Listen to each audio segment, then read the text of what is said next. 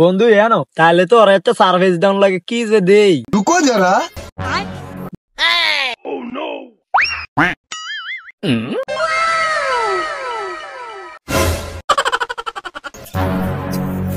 বন্ধু বন্ধু বন্ধু তোর লেগে একটা সারপ্রাইজ আছে। হ্যাঁ কি সার্ভিস?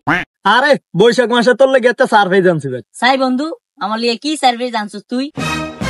এনে বন্ধু পয়লা বৈশাখ। এই বেটা কি কস পয়লা বো বো বো কবে না পয়লা বৈশাখ? হ্যাঁ কইতে পারে না আইছে সার্ভিস দিত। ধর বেটা একটা হইলি হইলো।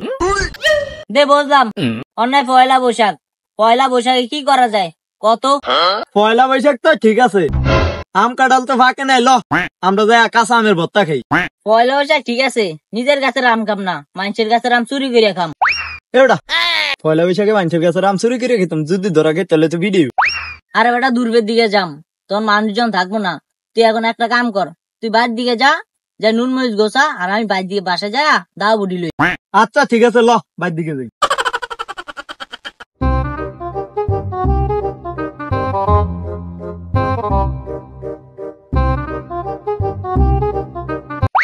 আচ্ছা বন্ধু তাহলে যা বাসার দিকে যা, বড় ঠিক দুপুরের সময় আবি।